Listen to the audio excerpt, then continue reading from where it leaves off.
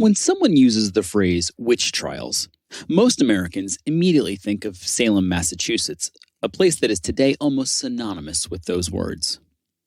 Although Salem is certainly the most famous American community to be beset by the mania of witchcraft, it was far from alone in its paranoia. Closer to the home studio of PreserveCast, right here in Maryland, early European colonists believed they found evidence of the occult. Beginning as early as 1654, accusations of witchcraft and sorcery plagued the colony. First, some context about witchcraft and the occult.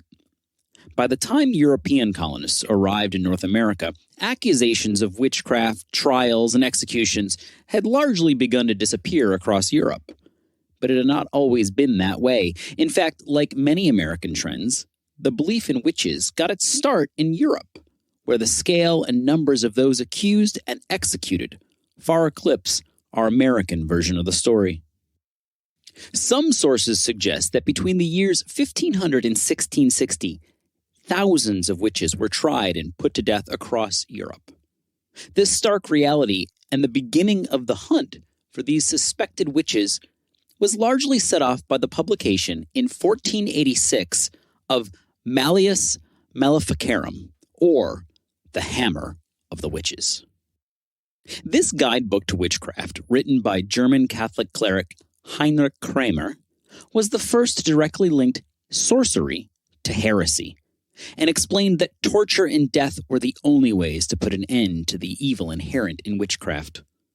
Although the book was heavily criticized by other clerics of the period, it became popular in both religious and secular circles and was revived on several occasions, giving both justification and direction to rooting out witchcraft.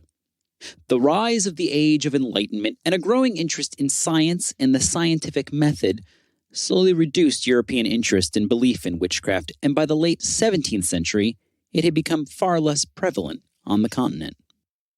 However, in North America, the concern about sorcery continued well after European communities moved on, fueled in part by a new publication, Seducimus Triumphatus, which is believed to have captured the imagination and mind of one Cotton Mather, the titular theological leader of the Massachusetts Bay Colony. It was Mather who would go on to play a prominent role in the Salem witch trials, fueled by the evidence produced and provided in Seducimus Triumphatus. Notably, the book also contains one of the earliest poltergeist stories and reference to a witch bottle, a talisman designed to protect Christians from sorcery and demonic spells. Contemporaneous to Mather's slow descent into paranoia, some 400 miles south in the colony of Maryland, another battle was brewing. Established in the late 1630s, the Maryland colony was unique in its religious toleration and served as a de facto safe haven for Catholics. The landmark Maryland Toleration Act of 1649 was the first in North America to establish any degree of religious liberty. However, throughout the 17th century, Protestant immigration to the colony began to eclipse Catholic settlement. This change in demographics resulted in a Protestant revolution in the summer of 1689, which reversed the Toleration Act of just 48 years prior and outlawed Catholicism in both the public sphere and forbade Catholics from holding public office. In this season of religious discontent, Maryland also experienced a period of paranoia over witches in their midst. In June of 1654, the first documented case of purported witchcraft was recorded in the annals of the colony, when ship Charity of London arrived in port at St. Mary's City in southern Maryland. Upon arrival, it was announced that Mary Lee, a passenger on board, had been executed 3 weeks prior to arriving in North America. Her crime? Witchcraft. The harrowing account of her death is unusually well detailed for the period, thanks in part to depositions which remain of John Bosworth, captain of the Charity of London, and Francis Darby, a gentleman who was a passenger on board the ship. According to these depositions, while at sea, several violent storms struck the ship. Father Francis Fitzherbert, a Jesuit traveling to Maryland aboard the Charity, recalled the sailors reasoned that the storms was not on account of the violence of the ship or atmosphere, but the malevolence of the witches. The sailors and passengers agreed that Mary Lee was the witch and the source of their misfortunes. Captain Bosworth resisted trying Lee, but eventually relented. Lee purportedly admitted to being a witch, but Bosworth, the captain, did not wish to execute her. It was then that terror took hold, with the ship's crew taking Lee prisoner and searching her body for the supposed mark of the witch. Satisfied in believing that they had found such a mark, the sailors took justice into their own hands and hanged Mary Lee. Then in 1657, yet another woman was executed on board ship prior to her arrival. Elizabeth Richardson was on board the ship the Sarah Arch and was accused of being a sea witch. With supposedly sufficient evidence provided, Captain John Green ordered his crew to execute the witch. The sailors went about, unquote, fashioning a hangman's noose, slipped it around her neck, and dropped her from the yardarm, end quote. In a strange twist of fate, Richardson's trip was paid for by Colonel John Washington, great-grandfather of George Washington, who protested the execution, but was unavailable for the trial to prosecute the ship's owner, who as a result did not face any consequences. It was not until 1674 that the first true witchcraft conviction in the colony of Maryland occurred in court with the trial of John Cowman. Cowman was convicted under the statute of James I for, unquote, witchcraft, conjuration, sorcery, or enchantment upon the body of Elizabeth Goodale, end quote, and was therefore sentenced to be hung. Fortunately for Cowman, the lower house of the Maryland General Assembly interceded on his behalf and granted him clemency and reprieve of his execution.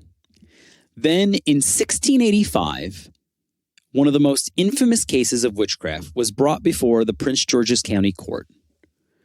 Rebecca Fowler, who is believed to have been an indentured servant, was brought to the colony in 1656 under the name Rebecca Logan. During her first years in the colony, Rebecca labored on the farm of George Collins, a shoemaker and tobacco farmer. Following her servitude, she married a fellow laborer from the Collins plantation, John Fowler. Together they made a life on a small parcel of land they purchased and named Fowler's Delight. During that period of her life, Rebecca took on several indentured servants of her own, one of whom would go on to accuse her of witchcraft and lead to her untimely demise. Frances Sainsbury, indentured to the Fowlers, along with several unnamed witnesses, made the startling accusation of witchcraft against Rebecca.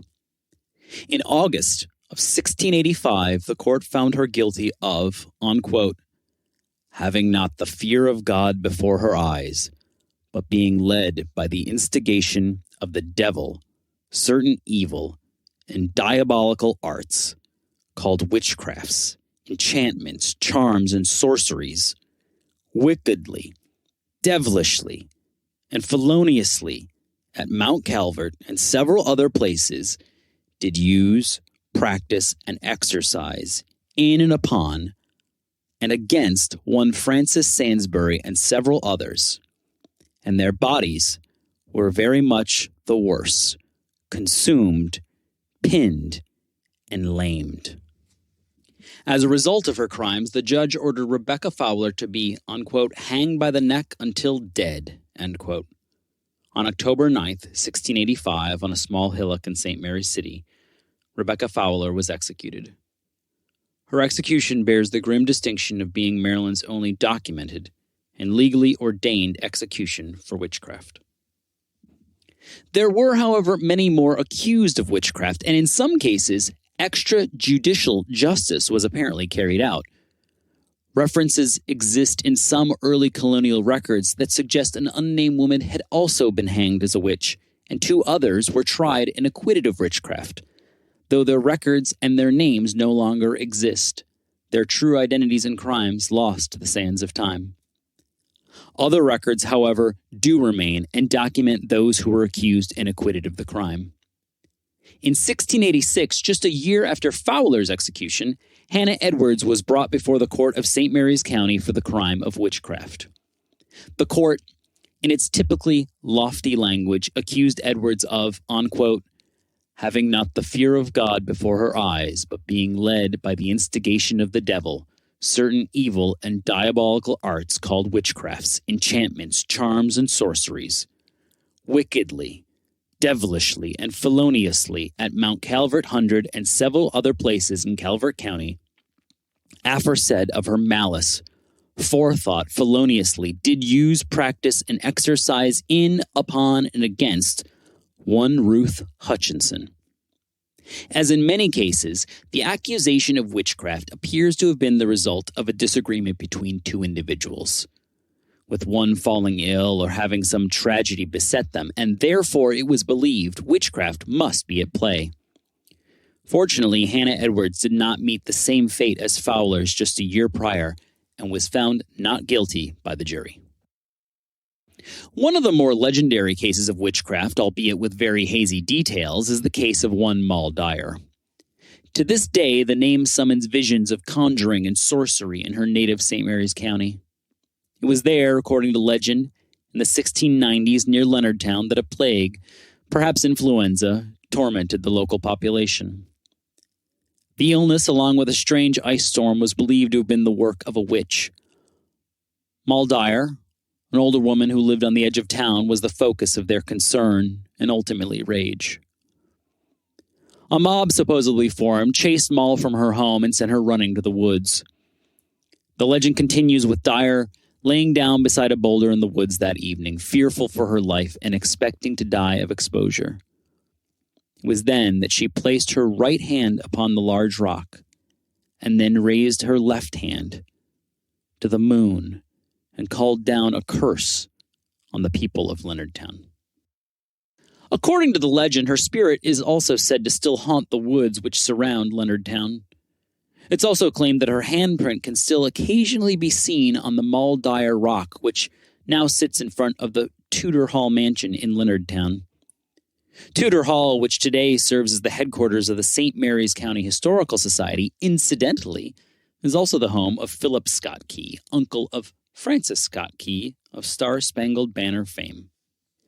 Connecting past to present, it's also believed that Moll Dyer was largely the inspiration for the 1999 film The Blair Witch Project. Although purely fiction, The Blair Witch may go down as one of Maryland's most famous and iconic witch stories. Filmed in Seneca Creek State Park in Montgomery County, Maryland, the film is depicted as having taken place in Burkittsville, a small village on the western edge of Frederick County, Maryland.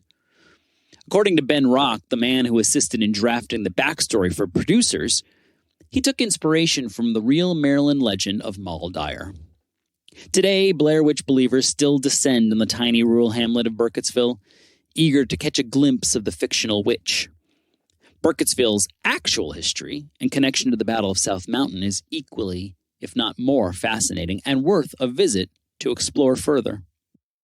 Those who throng to Burkittsville, though well-meaning, would probably be better suited to head to a place like St. Mary's City, where the real story of Maryland's witchcraft hysteria unfolded with dreadful consequences. At this time of the year, as we look for opportunities to get the good shivers, we'd be wise to balance the frightening tales of witchcraft with the harsh reality of the lives ended by the hysteria and the lesson in that story, that well-meaning people can make strange decisions driven by fear of the unknown.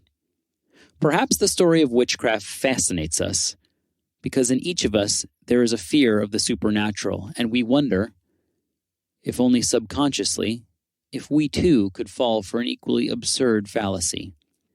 Do we have a blind spot equal to that of our ancestors? These questions are not easily answered nor often asked, but as darkness descends this eerie October, and you cast your mind back to the witches of Maryland and beyond, perhaps you'll think of them, and in doing so, use the power of the past to help you understand your own life, mortality, fears, decisions, and yes, even perhaps a bit of sorcery.